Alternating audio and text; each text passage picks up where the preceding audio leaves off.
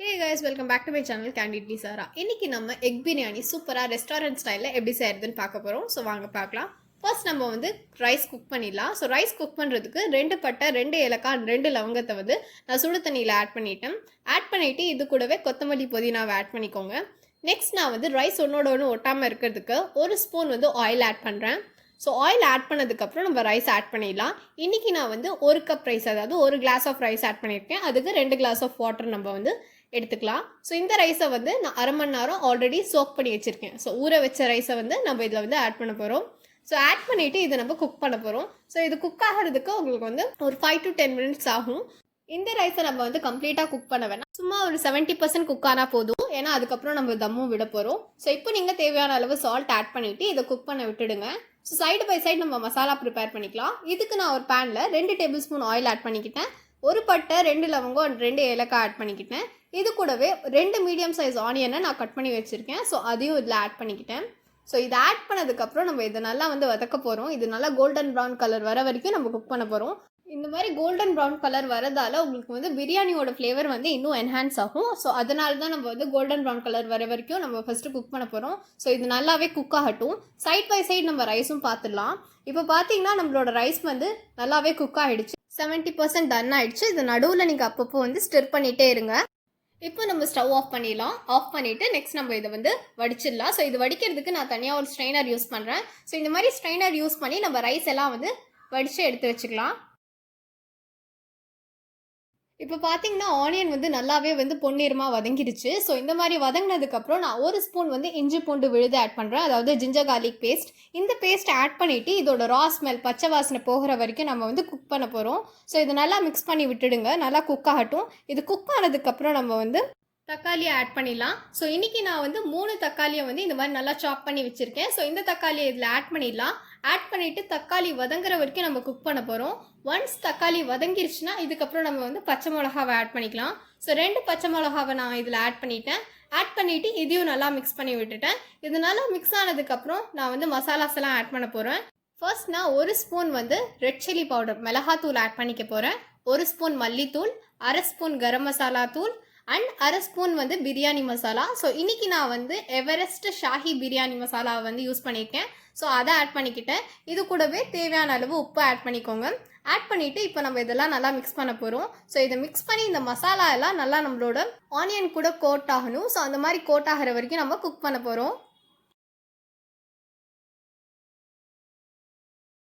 இந்த மசாலா எல்லாம் கம்ப்ளீட்டாக குக் ஆனதுக்கப்புறம் நீங்கள் பார்த்தீங்கன்னா உங்களுக்கு மேலே ஆயில் ஃப்ளோட் ஆகிட்டு இருக்கும். ஸோ இந்த மாதிரி ஆயில் ஃப்ளோட் ஆகிட்டு இருக்கும்போது நான் 2 ஸ்பூன் தயிர் ஆட் பண்ண போகிறேன்.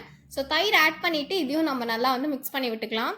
இன்றைக்கி பார்த்தீங்கன்னா நம்ம செய்ய போகிற எக் பிரியாணிக்கு நான் 4 எக்ஸ் எடுத்திருக்கேன். ஸோ இந்த 4 எக்ஸையும் நான் ஆல்ரெடி பாயில் பண்ணி வச்சுருக்கேன். ஸோ இந்த பாயில் பண்ண எக்கை நான் இந்த மாதிரி ஸ்லிட் பண்ணி விட்டுக்கிறேன். ஸோ கோடு போட்டு கட் பண்ணி வச்சுக்கோங்க. ஸோ தட் அதில் மசாலா நல்லா உள்ளே இறங்கும். ஸோ இந்த மாதிரி கட் பண்ணி வச்சுருந்த எக்கை நான் இந்த மசாலாக்குள்ளே ப்ளேஸ் பண்ணுறேன். ப்ளேஸ் பண்ணிவிட்டு இதையும் ஒரு நல்லா மிக்ஸ் பண்ணி விட்டுருவோம்.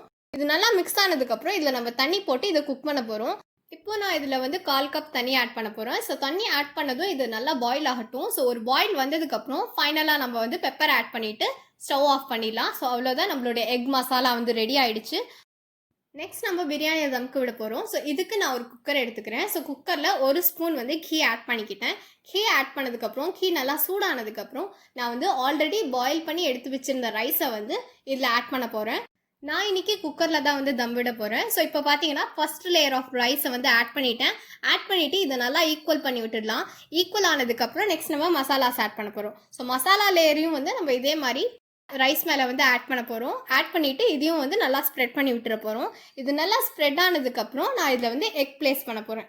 இன்றைக்கி நம்ம இந்த பிரியாணி 3 லேயரில் தம் விட போகிறோம். ஸோ ஃபஸ்ட்டு லேயர் ரைஸ் வச்சுருக்கோம். செகண்ட் லேயரில் நம்ம மசாலா ப்ளேஸ் பண்ணியிருப்போம். அதுலேயே நம்ம எக்கும் ப்ளேஸ் பண்ணிடலாம். ப்ளேஸ் பண்ணிவிட்டு தேர்ட் லேயர் மறுபடியும் ரைஸ் ப்ளேஸ் பண்ணுவோம். ஸோ இதே மாதிரி தான் உங்களுக்கு ஜென்ரலாகவே ஹைதராபாதி பிரியாணிலையும் டிஃப்ரெண்ட் லேயர்ஸில் குக் பண்ண வைப்பாங்க. ஸோ தட் ஒவ்வொரு லேயர்லையும் உங்களுக்கு ஒவ்வொரு ஃப்ளேவர் வரும். இப்போ பார்த்தீங்கன்னா செகண்ட் லேயரை கம்ப்ளீட்டாக ஸ்ப்ரெட் பண்ணியாச்சு. ஸோ ஸ்ப்ரெட் ஆனதுக்கப்புறம் நான் இதில் முட்டை ப்ளேஸ் பண்ண போகிறேன். ஸோ முட்டையை 4 டைரக்ஷனில் ப்ளேஸ் பண்ணிக்கோங்க, கார்னர்ஸில் வச்சுக்கோங்க. ஏன்னா இதுக்கு மேலே நம்ம ரைஸ் ஆட் பண்ணிடுவோம். பிரியாணி குக் ஆனதுக்கப்புறம் நம்ம எடுக்கும்போது முட்டை உடஞ்சிரும். ஸோ அதனால் 4 கார்னர்ஸில் ப்ளேஸ் பண்ணிட்டீங்கன்னா நீங்கள் ஈஸியாக முட்டையை உடைக்காமல் எடுத்துக்கலாம். இப்போ நம்ம முட்டையை வச்சுட்டோம். ஸோ நெக்ஸ்ட் இது மேலே நான் புதினாவை ஆட் பண்ண போகிறேன். ஜென்ரலாக நீங்கள் குக்கர் யூஸ் பண்ணாமல் வேறு எந்த ஒரு பாத்திரத்துலையும் தம் வச்சாலும் வந்து உங்களுக்கு வந்து ஸ்டீம் வந்து சீக்கிரமாக வெளியில் போயிடும். அதனால உங்களுக்கு குக் ஆகிறதுக்கு வந்து ரொம்ப லேட் ஆகும். இதே குக்கர் யூஸ் பண்ணிங்கன்னா நீங்கள் சீக்கிரமாகவே குக் பண்ணிடலாம்.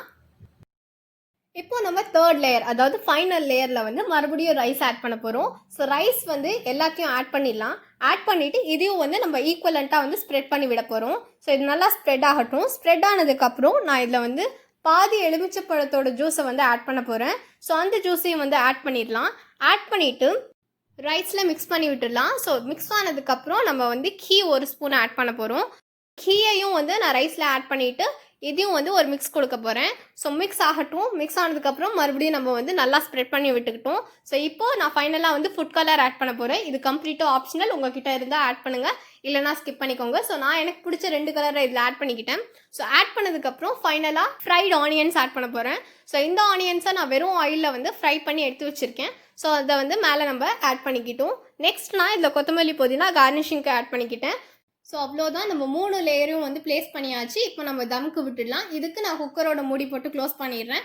க்ளோஸ் பண்ணிவிட்டு ஃபஸ்ட்டு 5 நிமிஷத்துக்கு நம்ம வந்து ஹை ஃப்ளேமில் குக் பண்ண போகிறோம். ஸோ 5 மினிட்ஸ் ஆனதுக்கப்புறம் 10 மினிட்ஸ்க்கு நான் லோ ஃப்ளேமில் குக் பண்ண போகிறேன். ஸோ குக் ஆனதும் உங்களுக்கு வந்து ஒரு விசில் வந்துடும். விசில் வந்ததும் நீங்கள் வந்து ஸ்டவ் ஆஃப் பண்ணிவிடுங்க. ஸோ அவ்வளோதான், நம்மளோட பிரியாணி வந்து தம் விட்டாச்சு. தம் விட்டதும் நீங்கள் பார்த்தீங்கன்னா உங்களுக்கு இந்த மாதிரி இருக்கும். ஸோ இப்போ நம்ம வந்து இதை கொஞ்சம் கலந்து விட்டுக்கலாம். ஸோ இந்த மாதிரி கலந்து விடுறதால உங்களுக்கு ஃபுல்லாகவே கலர்ஃபுல்லாக வந்துடும். ஸோ இப்போ நம்ம ரைஸ் பார்த்துடலாம். ஸோ பாருங்கள், நம்மளோட பிரியாணியோட ரைஸ் வந்து 3 லேயரும் வந்து டிஃப்ரென்ஷியேட் ஆகி தனித்தனியாக அழகாக தெரியுது. வெளியில் எந்த ஒரு 5 ஸ்டார் ஹோட்டல் ஆர் ரெஸ்டாரண்ட் போனீங்கனாலும் உங்களுக்கு எக் பிரியாணி இந்த மாதிரி தான் செய்வாங்க. ஸோ இன்றைக்கி நம்ம ரொம்ப சிம்பிள் அண்ட் சூப்பராக வந்து எக் பிரியாணியை செஞ்சுருக்கோம். ஸோ இந்த டிஷ்ஷை மறக்காமல் நீங்களும் ட்ரை பண்ணி பாருங்கள், எப்படி இருக்குன்னு கமெண்ட் பண்ணுங்கள். இந்த வீடியோ உங்களுக்கு பிடிச்சிருந்தா லைக் பண்ணுங்கள், உங்கள் ஃப்ரெண்ட்ஸ் கிட்டே ஷேர் பண்ணுங்கள்.